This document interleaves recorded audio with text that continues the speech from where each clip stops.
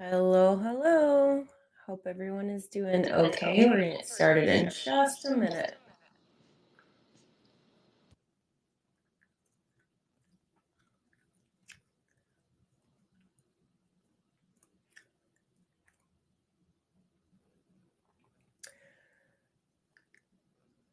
Sorry, I think you all just got to hear me chewing my gum. I thought I muted and I did not. How's it going today, Jason?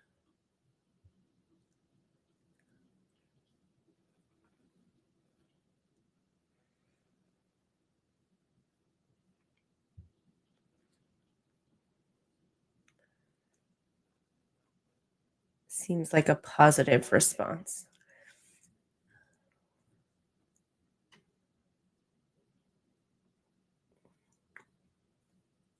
Well, we're going to be talking more about open source today and talking through this with John Papa from Microsoft.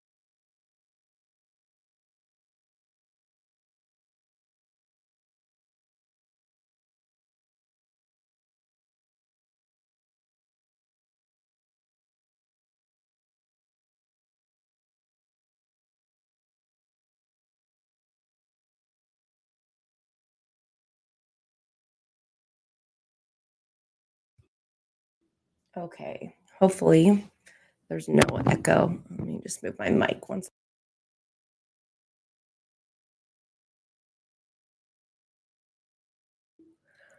All right, we'll get started. Starting on John. Hoping that everything works out for us to meet up today. Initially, I sent the wrong date in the calendar invite, but yeah, no matter what, we can go ahead and chat about open source development and collaboration. I think that is the title of the topic for today.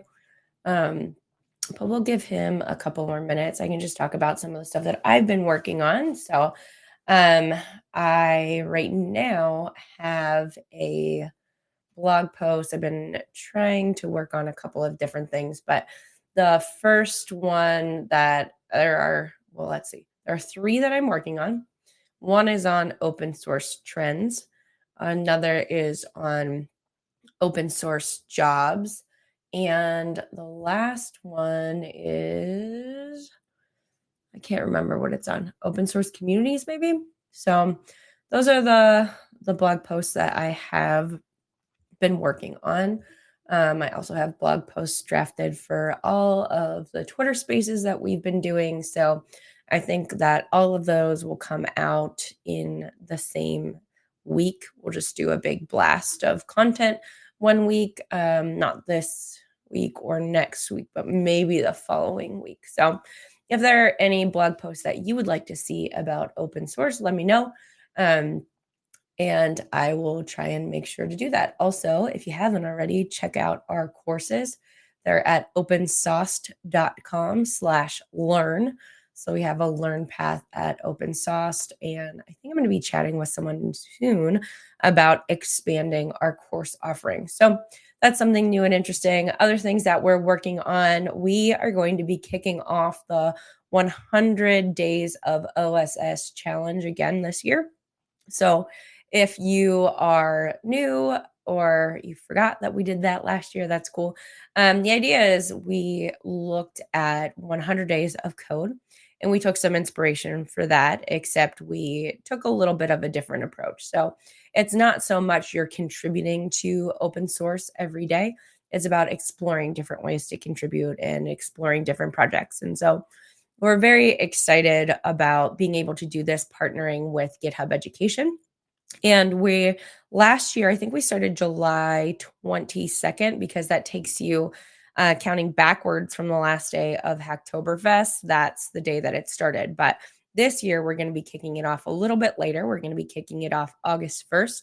We'll work through Hacktoberfest, and then I think we'll have maybe an additional week there. And so instead of just being done with Hacktoberfest, we'll still be doing some cool activities and fun things. And I think that, one of the challenges that we've seen with Hacktoberfest is that you get super excited, you have a huge push to be working on all of these contributions for an entire month. And then at the end of the month, instead of like taking that momentum into November, you kind of fall off because you're so tired from the 4 contributions that you worked on in the month of October. And so this way, it'll be kind of like a wrap up and give us some time to, again, really process that whole month of open source contributions and tie things up together. So we'll be doing it a little bit more formally this time too. I know that there were everybody was working at their own pace, and that's totally great and awesome. And we can continue to do that, but we'll have prompts on our community page as well. So that's on our GitHub community. And I think towards the end of the 100 days last year, I had prompts every week. And so it helps you to organize your experience as an open source um, contributor. And we have some new tools that I think will be really great for that. That right now, we have some new metrics that are in beta. I don't know if we're publicly talking about them or not. But essentially, we're going to be looking at the quality of contributions and how that impacts projects. And I think that that actually will help understand what the process is for contributing to open source, because it's not always easy. And there's a tendency, I think, to think that you can do drive-by contributions at a lot of different places. And sure, you can, but that doesn't mean that you necessarily will be making the best publications or the best contributions when you're doing that. So the idea is to really focus on making quality contributions by looking at the types of contributions that you're doing, and making sure that that's impactful to the project. So, part of that is starting by reading the directions, reading the guidelines, understanding contribution metrics and things like that. So we want to definitely start there, and then encourage people to communicate as part of an open source community.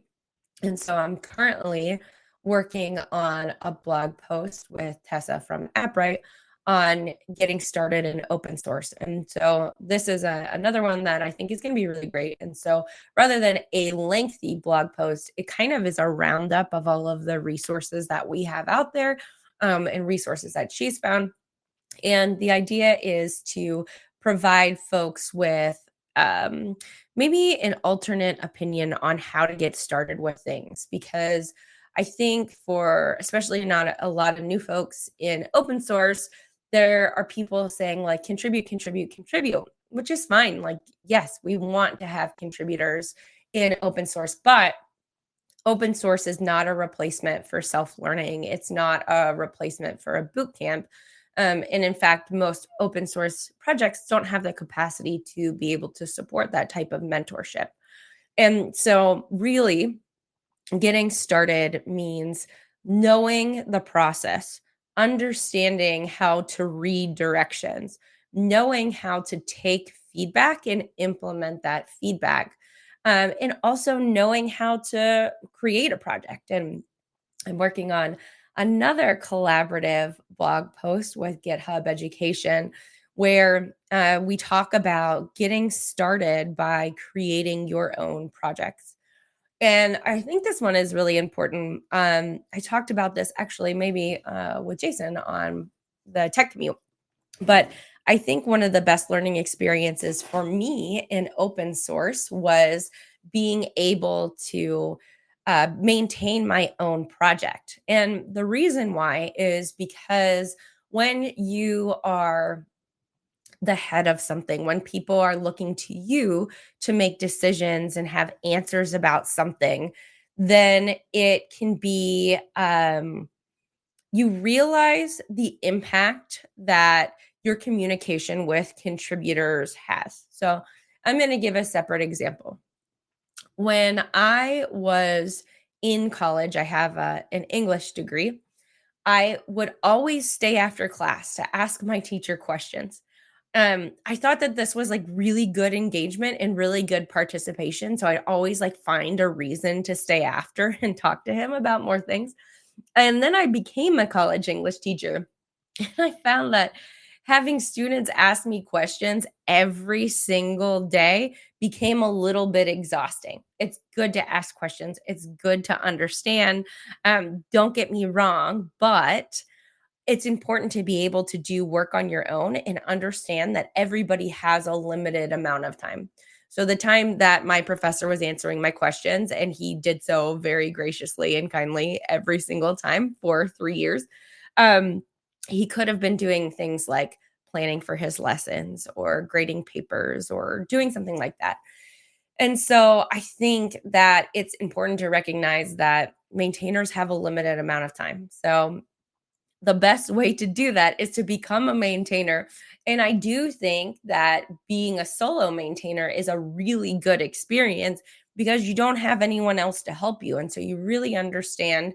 Number one, I learned how to write good issues because if you're not writing clear issues, then it becomes a lot harder for the contributors to contribute. And so then you're going back and forth with them and answering questions. And so they don't have all of the information that they might need. But what ends up happening is you spend more time than you would have had you not had you not created very clear issues. So I think that that's really important to be able to write a good issue. You learn that you learn how to communicate well. And as contributors, we are often writing issues for other people's projects as well. That's a really great way to contribute to a project. I recently heard somebody say, I think it was on the Secret Sauce podcast that B. Dougie, Brian Douglas, my boss, runs for Open Sauce, and saying how like feedback is one of the best ways that you can contribute to a project. Um, and you can do that through discussions, you can do that through issues. And I think that, all of those things help us to make better projects. And so writing clear issues is really helpful. So if you are creating a bug report, then that means to be very clear in the way that you're writing things, to spend time thinking through what steps need to be replicated so the team can look at that and address the problem. And then being able to understand the impact of what's going on. So you should be able to break all of those things down. And as a maintainer myself, I especially love it if somebody is creating a bug report, if they include images or videos so I can see and understand what's going on. So I really think that that is useful. And you learn that again when you become a maintainer of your own project. And the same thing goes for reviewing pull requests. So when you are a maintainer and you provide a contributor with feedback and the contributor does not take that feedback, then it becomes a challenge to continue to spend that time to justify spending the amount of time telling the contributor. So I'm going to go back to my English teaching days again. When I would review a student's paper, I would give general comments, right? And so, for instance, I might look at one of their paragraphs and say, you really need to work on providing analysis for your argument here in your paper, right? And that doesn't mean just in this paragraph, it means in every paragraph in the paper, they should be working on that skill. And that's one of the big things I think that separates somebody who is maybe a very new to open source or very new to tech in general from someone that has experience. You have to be able to think about the feedback and apply it to your pull request. And so that means if the maintainer gives you feedback on something, and it's a piece of code, think about, really understand what they mean. And I've talked about this a lot in the content that I've created. Understand what that feedback is and apply it widely to what you're doing.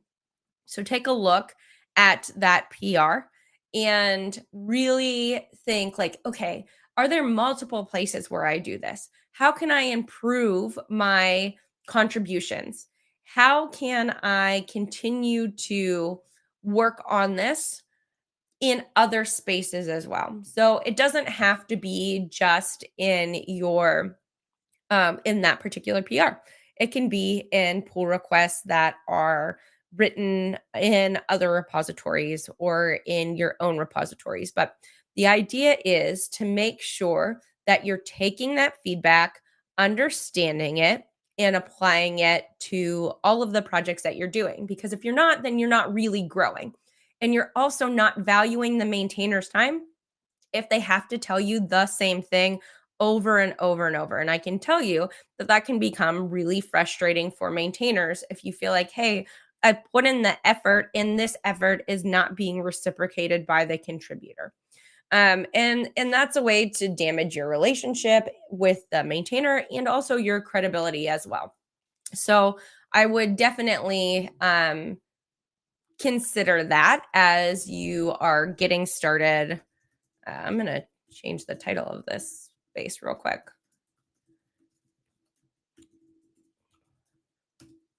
Okay, that should change it. If you're getting started with open source. So make sure, again, take that feedback, apply that feedback broadly, and really value the maintainer's time.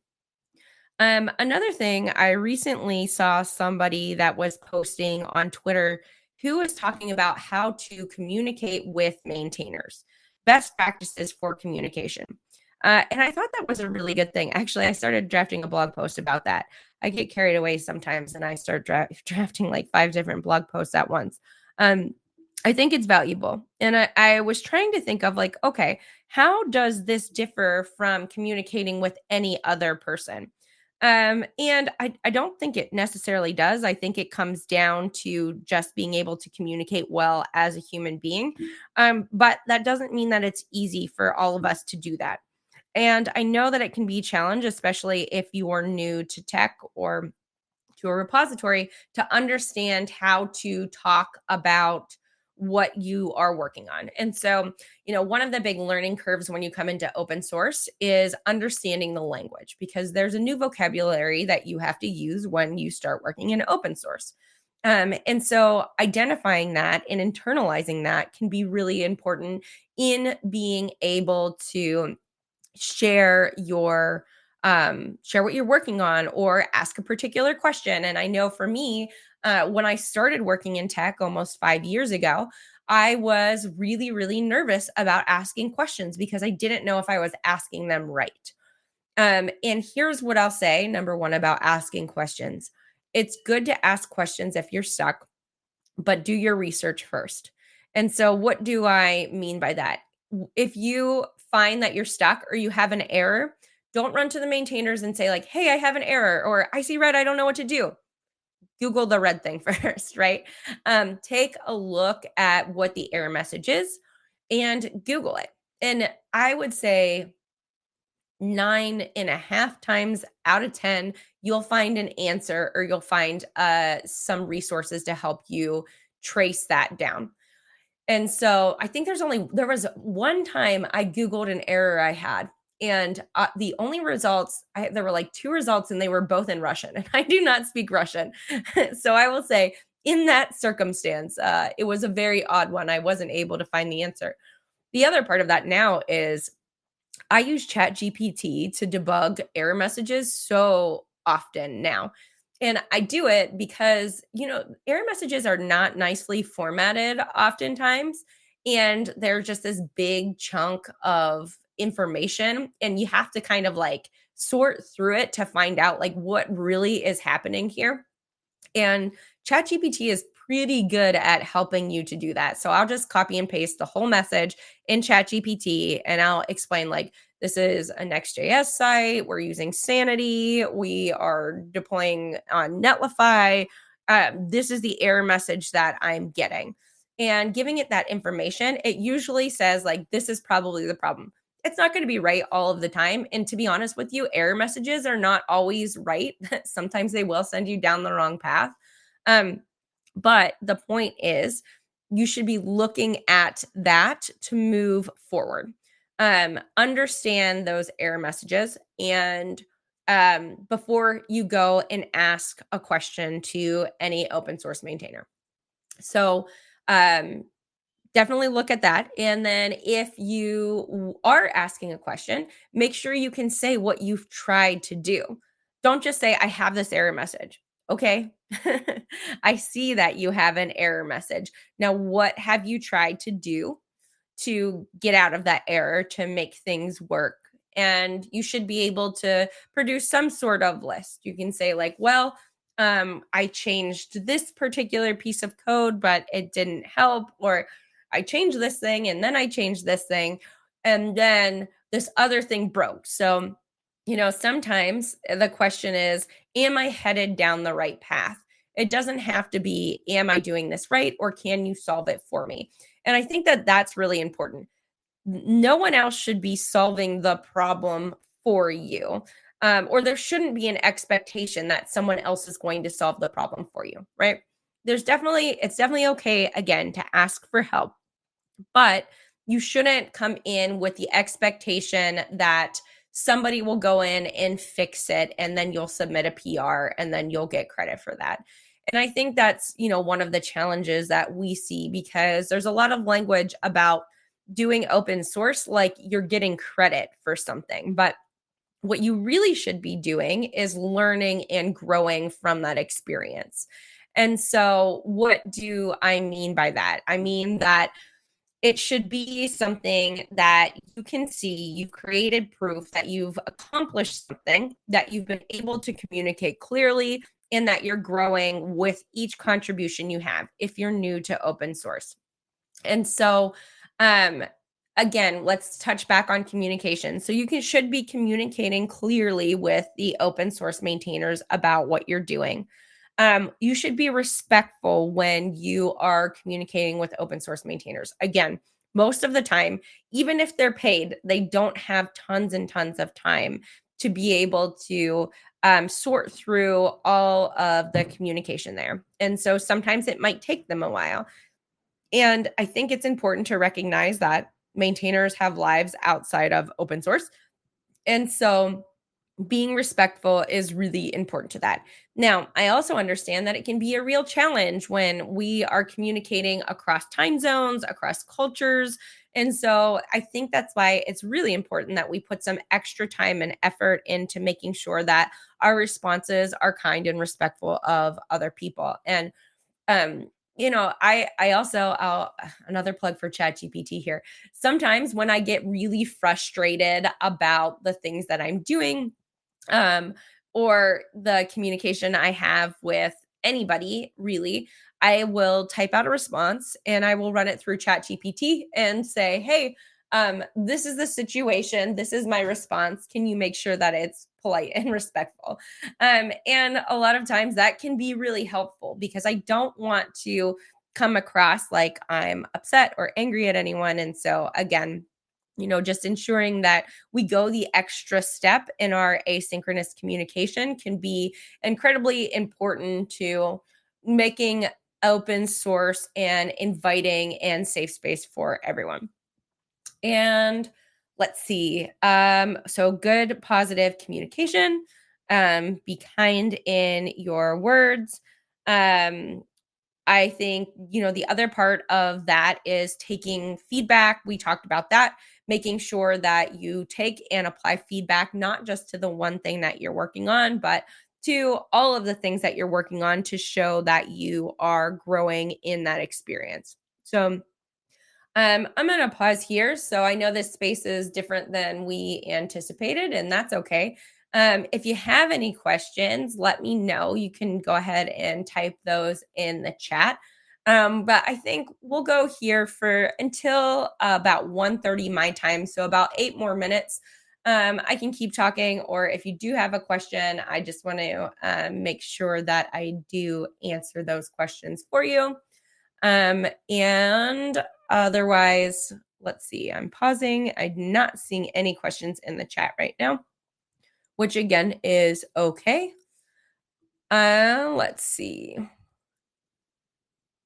Yeah, no questions. So, all right. So we want to communicate well. We want to work on our own projects because that's important. That's an important learning experience.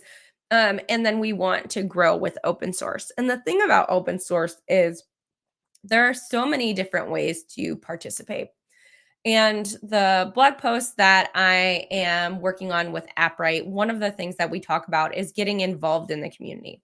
And I know that a lot of us have many communities that we're a part of online now because there's a Discord or a Slack for everything. And I think, that's okay. But if you want to get involved in open source, if you want to have that experience on your resume, if you want to showcase your communication skills, then you should get involved in the community because it helps you to understand what are the needs of the community and how can I help support that. And a lot of times people think, well, I need to contribute to the project, but the biggest part, the biggest challenge that we have is actually answering questions in communities. So if you're able to come in and listen and understand what the needs are of the community, that's a huge asset to that open source project. You can come in and you can answer questions. You can respond to people's pull requests, and you can support the maintainers in that way. And so I will say again, especially for new folks who are asking questions, sometimes the challenge is there's just so much information out there. It's hard to find the answer that you're looking for. And we try our best to organize information in a way that makes sense to everyone. And there are a lot of open source projects that have great documentation. Sometimes there's too much documentation, or sometimes the answer isn't in a place that you would anticipate that being. So, if you are in the community and you do have the answer and you can direct someone to that, that's an excellent way to contribute. Another part of that is, this morning I was reviewing a PR from someone in one of the open source apps. And I didn't actually look at the code because I noticed that there was a compliance check that was failing. And so there are certain things that you need to have to submit a PR in the open source repository. And one of those is you need to indicate the number of the issue. And before that, you need to use one of those dedicated words from GitHub, like fixes number or closes number, and then refer to the issue. And the reason for that is when you use those special words, it will automatically close the issue. And so we don't have to go back through and look through that and make sure that it's tied to a pull request. And so that's all part of the process.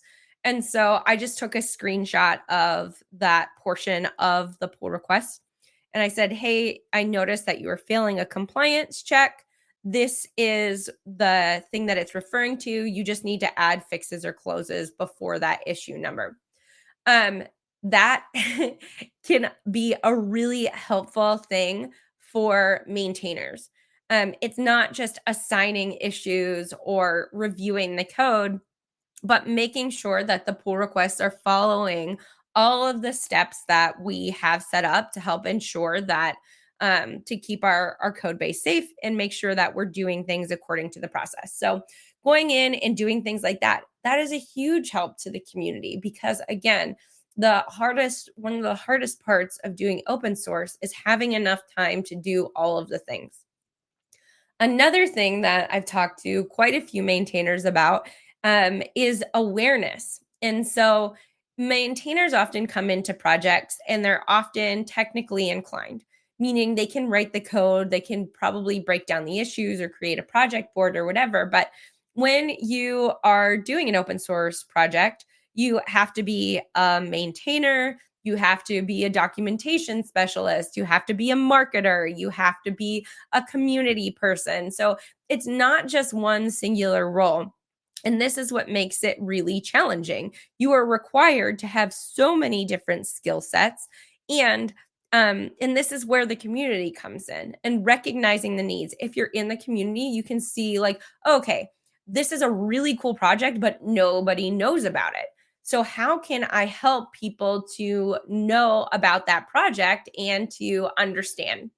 And so, this is one of the ways that you can really help to support the project by sharing awareness of it, talking about it, sharing the ways that you are working on the project. So, this can be a really important way to help grow that project and to help support it, because I say this all the time, you can have the best project in the world, but if nobody knows about it, it doesn't matter, right? And so sharing that becomes incredibly important. I'm going to pause for a second. I see John is here. I'm going to go ahead and send John an invite to speak if he's able to do so, and we can chat some more.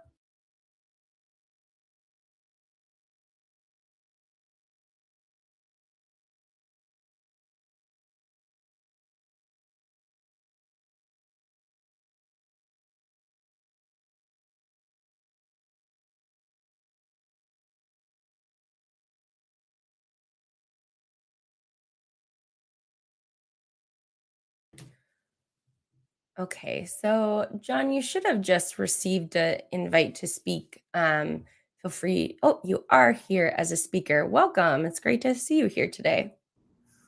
Yeah, thanks for having me. Um, so why don't we get started a little bit with I'll let you do your intro. So tell us a little bit about who you are and what you do, and maybe share your first experience that you can remember in open source. Yeah, my name's John Papa, and I work with Microsoft in developer relations. And my career has basically been balancing between three roles: engineering leads at different companies, developer relations, and I've also done a lot of work in instructor-led training over the years as well. And currently, I'm really into the whole JavaScript world still. Love working with full stack JavaScript, and probably my first big open source project I worked with, like one that I did on my own, was called Toaster.js that I created, which is basically a bunch of little pop-ups and alerts, which are oddly still in operation today. And every time I order like an online restaurant, I see like an alert. I'm like, I think I wrote that. And it's still out there, oddly written in jQuery from like 14 years ago.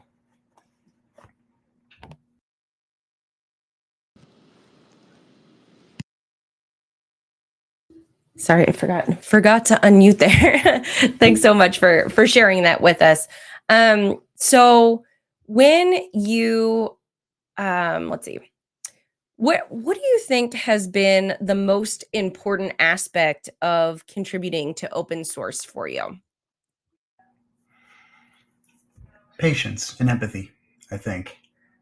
It's whether you're a contributor to open source or you're someone who has your own open source library, either way, it's very easy to hide behind the computer and make judgments on people's pull requests, comments, everything, in a way that people wouldn't talk to you if you were face to face. And I think sometimes we have to remember a bit of patience and empathy on people creating these open source projects. Most of them don't do it as a full-time paid job, and very few actually do.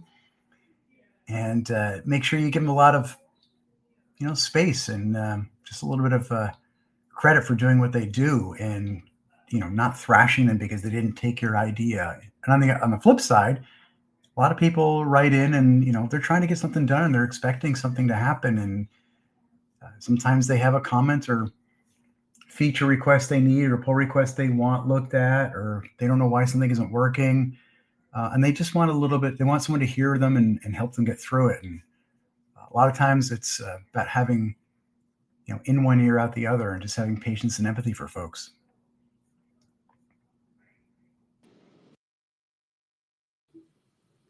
Yeah, that was something that we were just spending a lot of time talking about. And it can be a real challenge, I think, for everyone to approach it in that way, especially when you're working across time zones and cultures and things like that. There can be a lot of like unseen challenges that go into that communication, and having that empathy is incredibly important. With that being said, so how would you approach it as a contributor if you've really have an idea that you're excited about and you really want to get involved in that open source project? What steps would you take to kind of convey that excitement to the maintainers? I think first thing to do is to read the contribution guidelines that most open source libraries have these days. A lot of maintainers for major libraries have some kind of contribution guidelines that they've written up. And they took the time to do this because they have figured out how they would like to listen to requests, features, comments, input in some way, shape, or form. So I think it just shows a certain level of respect for whatever those guidelines are, to at least listen to them and read them through and then try to follow what they have for a guideline. We'll make mistakes and sometimes we'll skip steps, and that's understandable. But like, at least trying to meet them where they are is a big piece of it. The second piece of advice to give folks is always come from a mindset of being helpful. What would you like if you were this library's maintainer?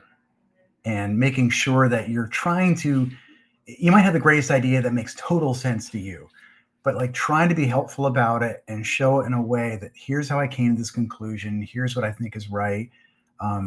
Having some kind of reproducible way to show it. If they include tests, make sure you have tests in your pull request. If it's just a issue that you're creating, make sure that you're describing all the information, including the basics about, how do I reproduce this? What's my environment? These things take time. But what I find sometimes interesting is, do you expect somebody as an open source maintainer to basically spend hours and hours fixing your thing when we only spend 5 seconds writing a flame on a comment? Or, maybe give them a little bit of your time and say, hey, if they're really going to fix this thing, let me show them that I'm invested in helping them and do this too. So it doesn't always work out that way, but I think those are good guidelines to at least start with. Yeah, I 100% agree with all of that. And I think I would love to get your take on this. There's a lot of advice out there right now for people who are new to tech, or who are making their way into open source for the first time. It's hey, just get involved in open source. You need a job, you need to bolster your resume, get involved in open source. And I'd love to know what your take is on that, especially as someone who has contributed and maintained a variety of projects. I think it's great advice, but it's also like telling somebody to just go to Super Walmart and buy something off a shelf. What do you buy? Like, what do you like? I don't know. Open source is huge. So, pointing yourself in a direction is good. I think one of the easiest things I hear a lot is just go find a README that's got a misspelling somewhere and make a pull request and try to have them accept it. That's really good advice that's held true for well over a decade now. It's some of my first pull requests that I made for other libraries were about READMEs or text that didn't make sense, or steps I thought could be clearer somewhere. Instead of complaining about the steps, make a pull request. I tried your quick start and you missed this part. Or it assumes that I have node version 16 instead of 18, or whatever. Finding something that means something to you, like a project that you're actually into, is really important too, as opposed to one that you're just like randomly searching for on the web.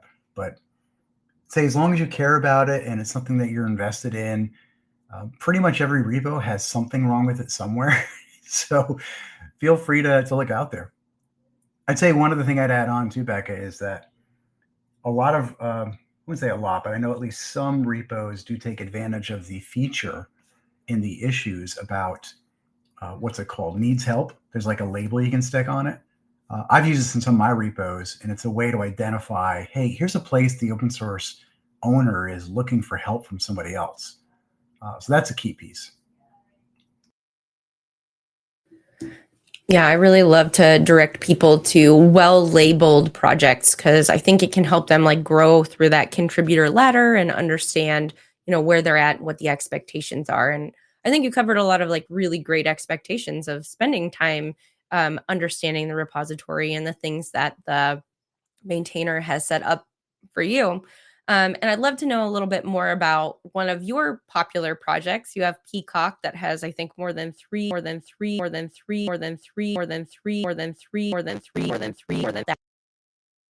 come up with that idea, and what has the development process been like? Coming up with the idea, that's an interesting thing I have to think about. So looks like on the repo, I released it in 2019. So that's about 5 years ago. I think what I was doing at the time was I was playing around with what's the way that I could really get my themes to be something that was more project based. So I had a couple themes that I wrote for VS Code. One of them I still maintain called Winter is Coming. And I wanted to find a way to change the colors per project. And I saw a couple people doing it where they were changing the settings. And what I didn't like about it was you literally had to copy and paste them everywhere. While copy and paste isn't hard, I'm like, I bet you I could automate this if I just use the API. I think I wrote the first iteration of it in about 2 to 3 days. And one thing I noticed as soon as I got going with it was the APIs in VS Code are pretty extensive, but I also started realizing it was like a rabbit hole. Every time I solved one problem, there were 3 new ones I had to come up with. And then I got into unit testing, which I do not enjoy, just to make sure everything I was doing wasn't breaking things. And it really blew up. Quite frankly, it blew up into this thing that I just wanted to write for me on the side. And I ended up having what I thought was a pretty well-organized code sample with a bunch of unit tests, which if you think about it, it's kind of hard to test. How do you test if something changes color, And it just kind of blew up from there. And it's done well over the years. I'm actually still surprised people are using it, but it's growing each month by a couple 100,000 people. And I think right now it's at 3.1 million users, which is just insane. It also shows you what a bad business person I am because I make zero money off of that. Is that not one of the biggest problems of open source? How do you make money off of your project?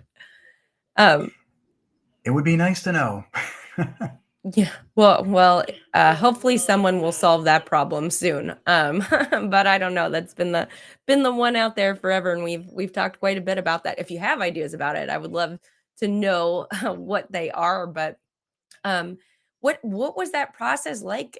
It kind of exploding and still continuing to explode. I also imagine that with users and continuous contributors, that is a good bit of work for you and can be a challenge. So what has that experience been like with contributors?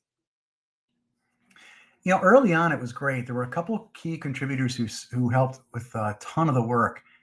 And I used that extension, what's it called? All contributors. Yeah, the all contributor spec to kind of make sure they all got credit for it, whether they made a small change or something bigger. And some of these were friends who'd work with me, and others I'd never met before. For example, James Newell has been a massive contributor over the years to this project, and he's the first one listed on there. And I believe he was the first one who created, I think he's the one who came up with the Peacock logo for it too. But he would help me go in there and help just basically curate and garden a lot of the issues and the PRs, which was wonderful. And then through the years, different people helped me. I worked with Jonathan Carter and Eric Gamma, both of which who work for Microsoft. Eric Gamma, if you don't know, folks, is the guy who basically created VS Code. He's also in the Gang of Four book. And Jonathan Carter's a massive contributor at GitHub. The two of them were trying to figure out how they could do what's called live share in VS Code. but then they wanted Peacock to work, so to identify them. So they helped kind of contribute there to make sure that like I knew how to change Peacock to work in different environments. It's been a lot of fun with the contributors. I will say that there's one issue that keeps coming up over and over and over again, which I cannot solve. And I've documented it.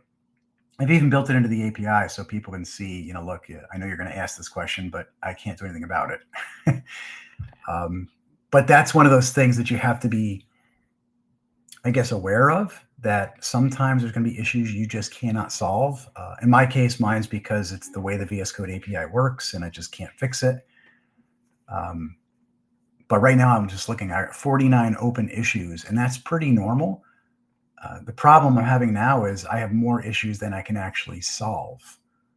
And I used to be really good at keeping ahead of this, but some of these are just such obscure niche cases, I just cannot figure out how to reproduce them. And that's a problem.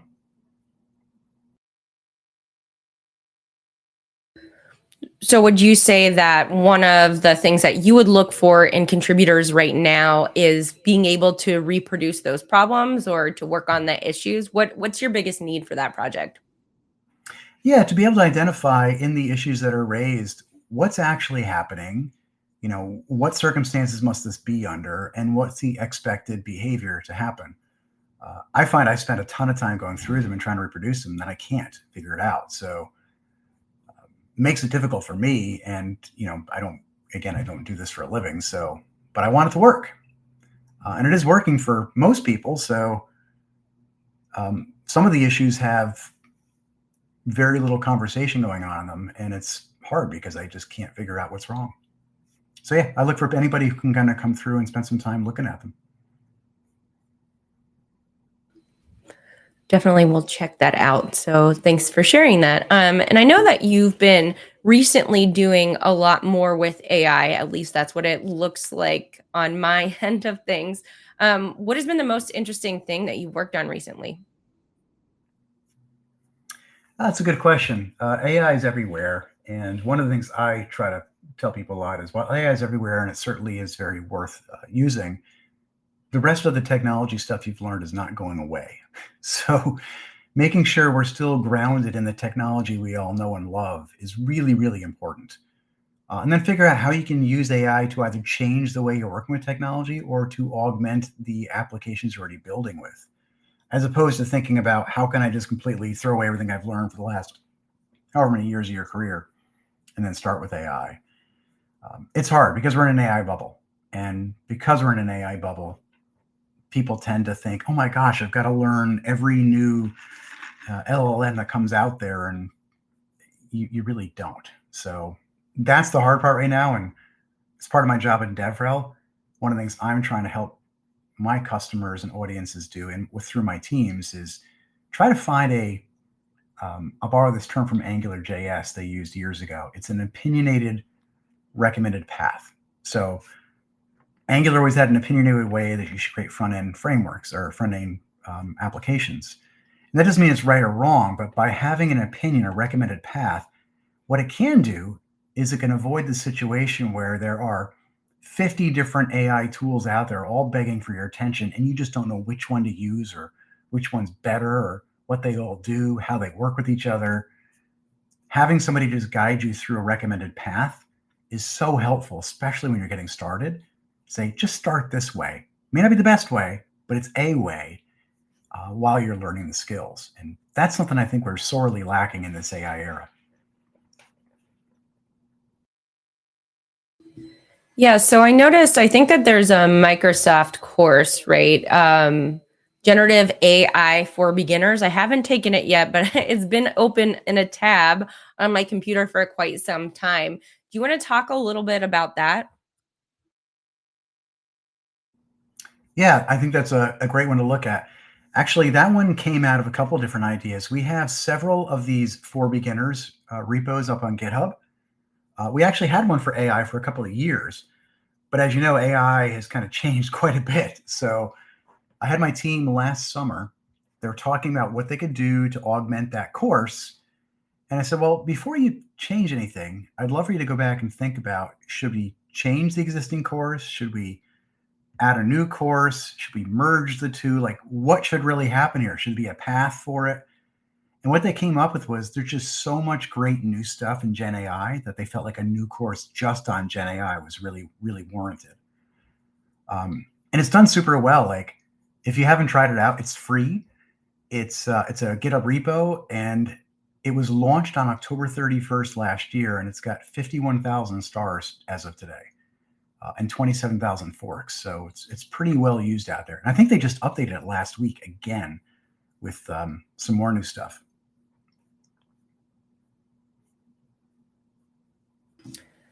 Yeah, I know.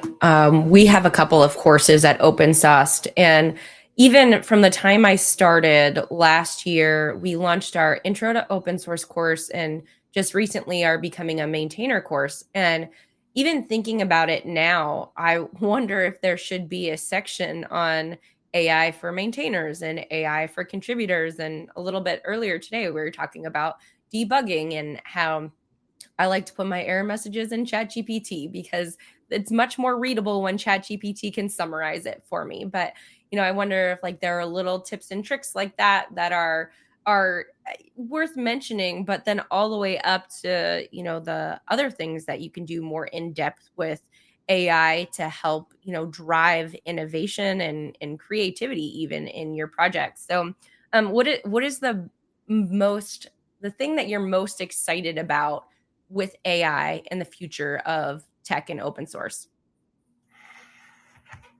That's a good question. I'm probably pretty traditional on this, but I'm not looking for AI to transform the way I do things so much as make my life easier. I have a lot of stuff that I have to do as part of my job and as part of my, things like doing the side. And most of it involves monotonous code things that we've been doing for years that just become part of what we do. And for example, GitHub Copilot is just such a huge part of my daily work now. I use it for everything. And it's not the inline parts, it's the chat. For example, the other day I was putting together a Fastify backend and I had to remember certain ways to create the routes and set them up. And I just asked the chat inside of VS Code for GitHub Copilot. And it's great because I'm having a natural conversation with it. And I'm kind of tuning it along the way. And it spits out the code I want. And then I can, tweak it and move forward. But it's just so nice to be able to do that. Or something simple, like I was trying to figure out the bash command to do something, which I couldn't remember. The one I always forget, by the way, and I've created scripts for is show me all the node processes running so I can kill them one by one if I need to. And my script for some reason wasn't working. So I just asked, the chat inside of GitHub Copilot, and gave it the context of the terminal, and it gave me a couple of terminal commands to do it. And you can Google these, or you can go to Stack Overflow, but I'm finding the quality of the answers and the conversational aspect that's in GitHub Copilot to be that moment for me where I'm saving hours of coding every day. And I'm not kidding about that. It's literally saving me hours a day when I'm writing code. And some people say, well, it's not perfect, or I spend time on this or that. It's like anything with a conversation in your life, I find.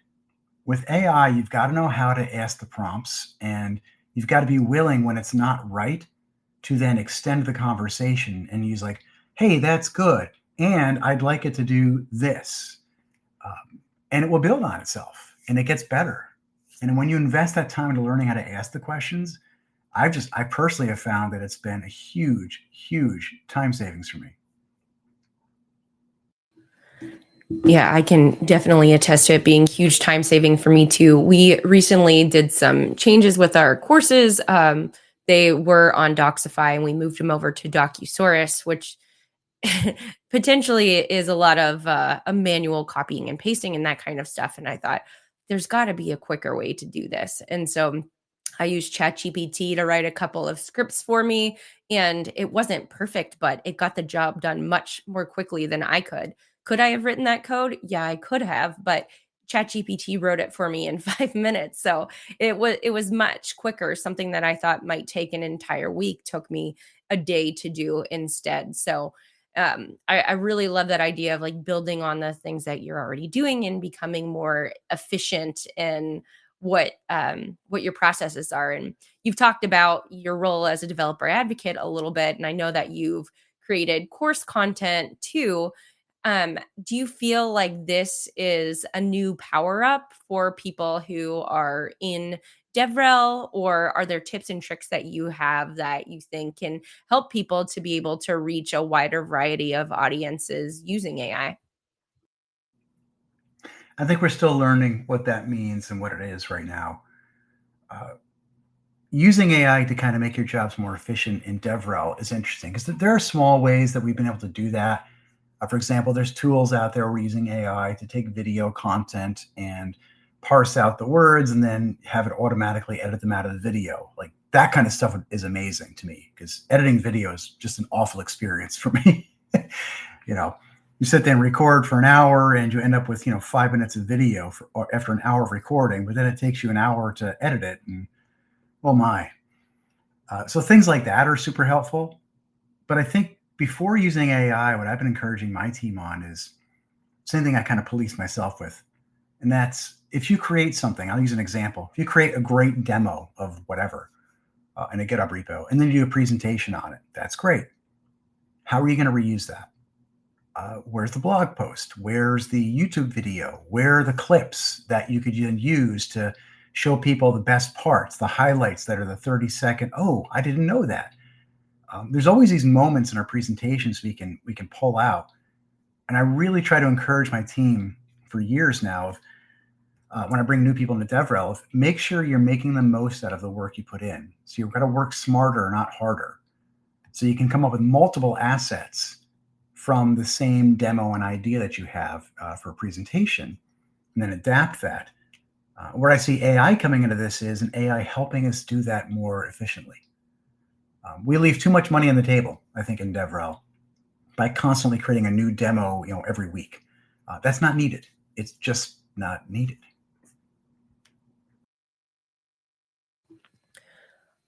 I would love to talk a little bit more about that and in finding the most effective approach. Do you think it just one of the ways to do that again is like having content that you are using in different ways?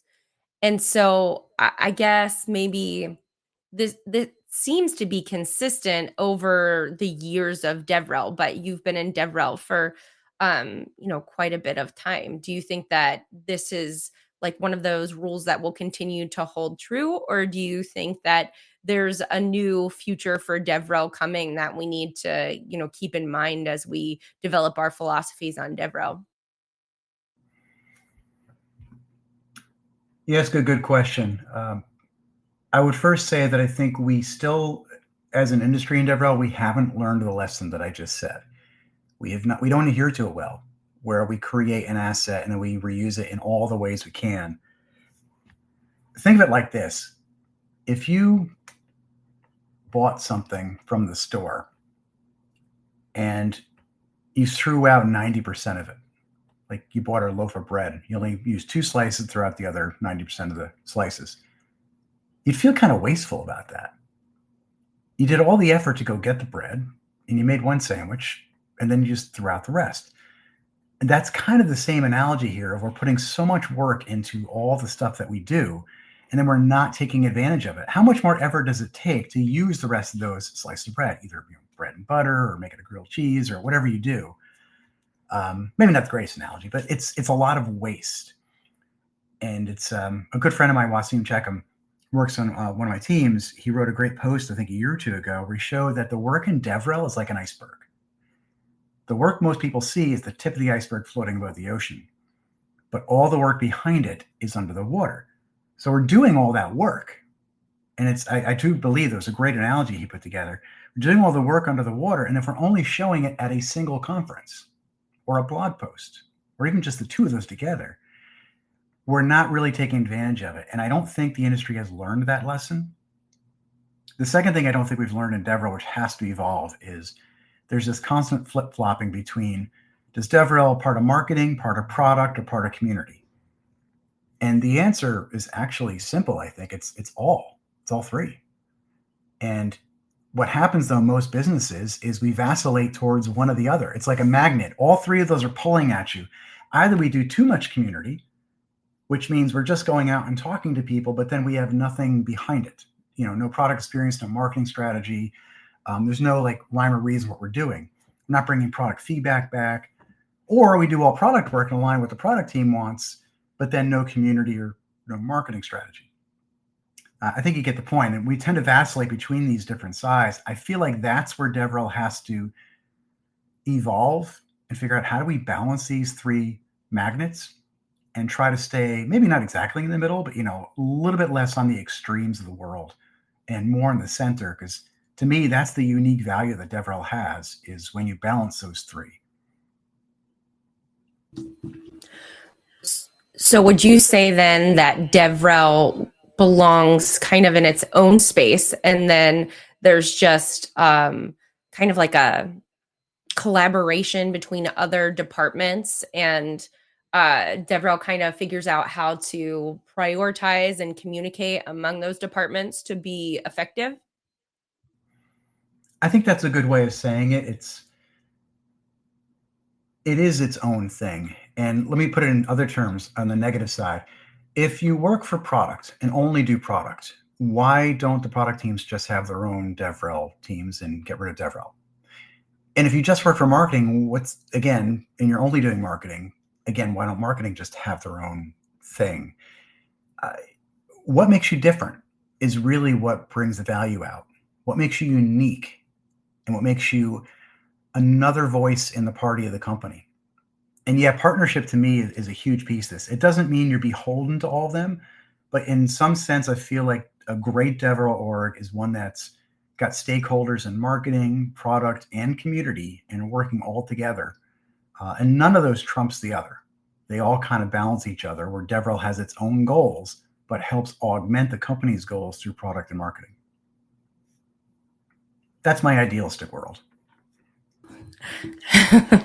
I like it. I think that's a really great approach to take. And we all know that that's definitely a challenge, especially when budgets go to particular departments, and if departments don't have goals that are aligned. And I think, that's kind of one of the challenges. How do you align the values and the KPIs or OKRs or whatever among multiple departments in an organization?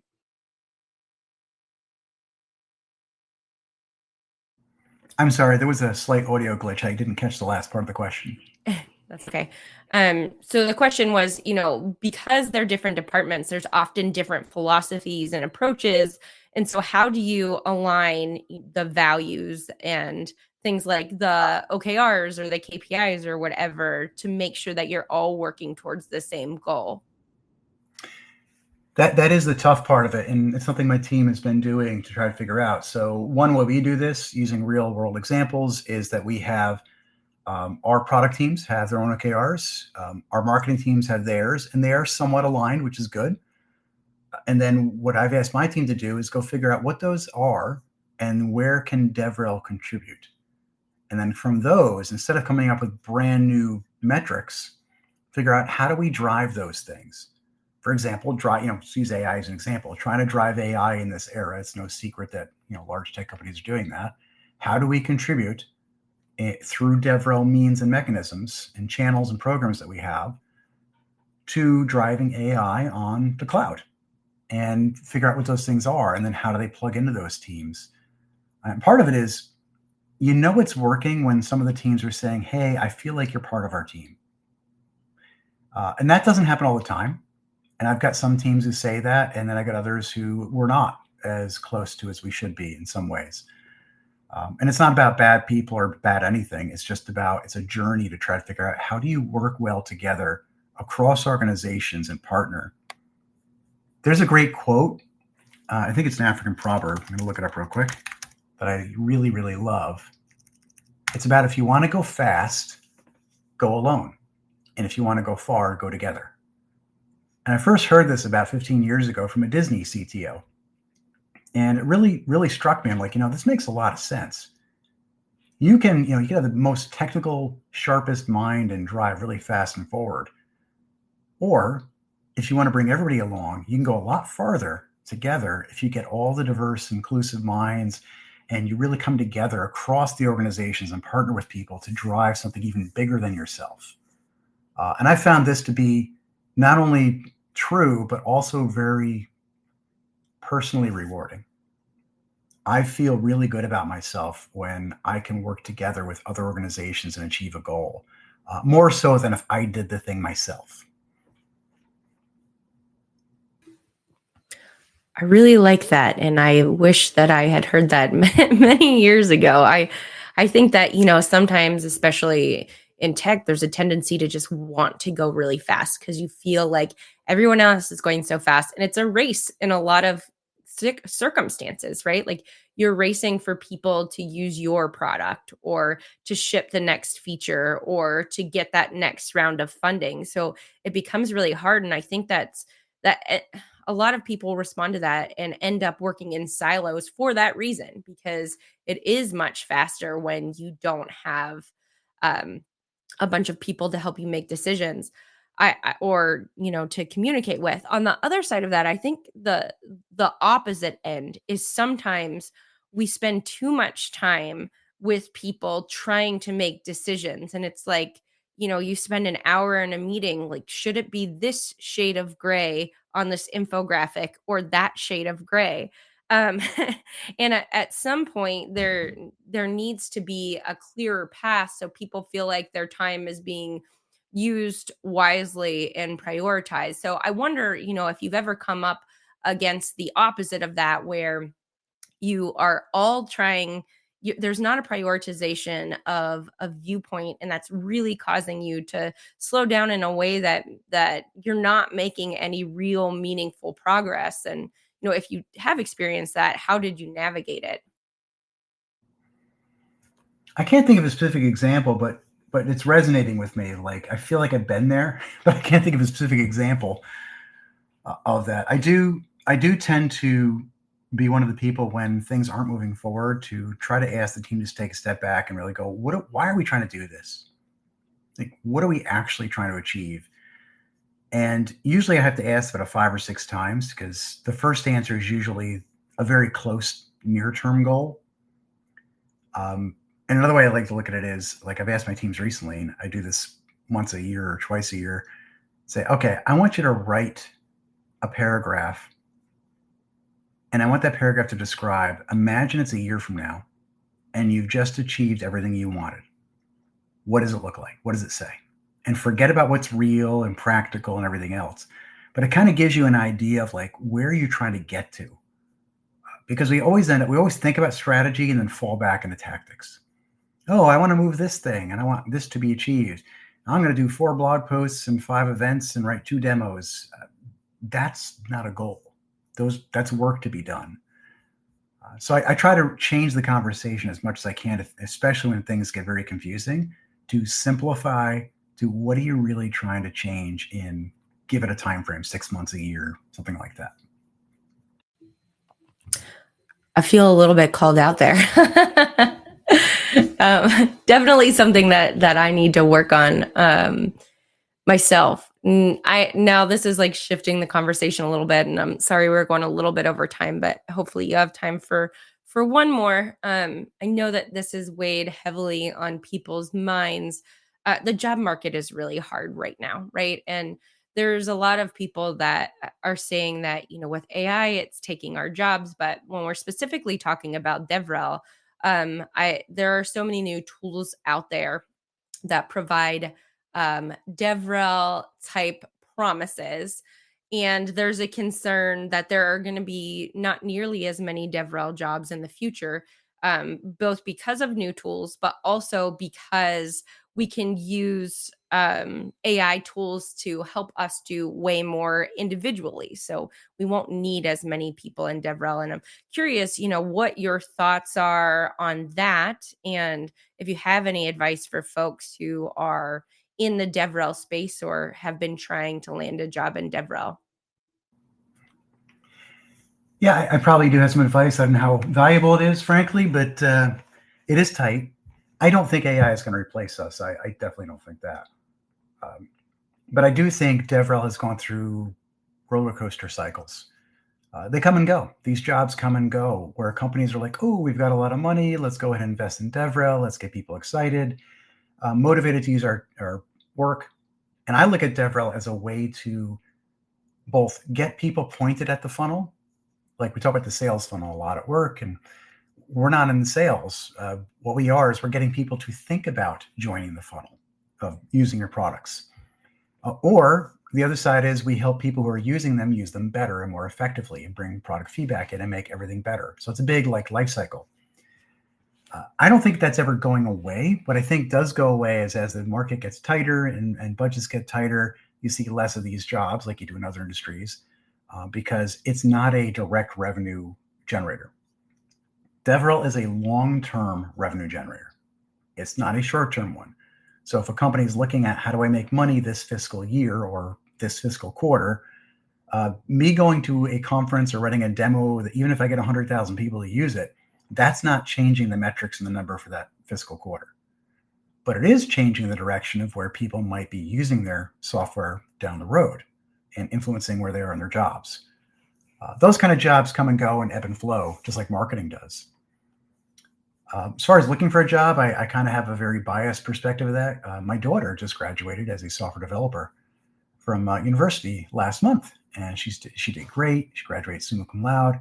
She's had a couple job offers, but she's looking for the right one, and she's experiencing right now the tightness of the entry level job market that's out there. So I just don't see as many jobs out there. Even just I went to LinkedIn right now just to look what's out there, and I don't see as many jobs as I used to. So I definitely think that's an issue right now. It'll change. I absolutely believe that'll change. Things ebb and flow. Yeah. Good luck to your daughter and congratulations on graduating with such honors. That's amazing. I think I'd love to end this space on a high note. And so what are you most excited about coming up? So that could be a project you're working on in tech in general, or even in life. If you if you want to talk about a Disney race, you can give that a shout out too. Yeah, I do love my running at Disney races, but I think the thing I'm most excited about is seeing what the next generation does with all this. We've been living in this DevRel world and this engineering world, and the way things are, we think about, oh, it's always been like this. But the technology we're using, you even think about the internet, it's only been around for about 30 years for most of what we've been doing. Yeah, the internet's around longer, but really the big wave we're in, 30 years is such a small blip in time. Things are going to dramatically change. Everything is going to evolve. And I'm kind of excited about seeing what is the next generation of the people coming out of college, university, or even the ones after them. What are they going to do with all this that's going to make it different? And how are we all going to evolve and adapt? Because that's really what we do in this industry is the people who are successful are the ones who evolve and adapt. They're not the ones who say, get off my lawn. So I'm excited about seeing what's coming.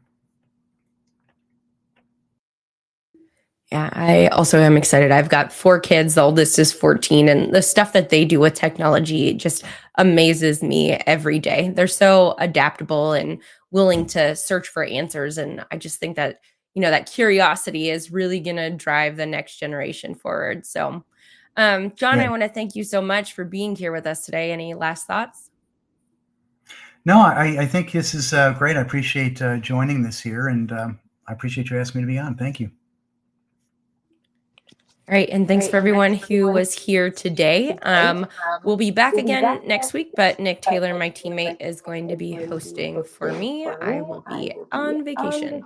So David K. Piano will be here talking about modeling app and business logic as state machines and state charts and actors. So definitely check that out. Thanks again, John, for being here today. I really enjoyed having this conversation, and we'll see you all next week.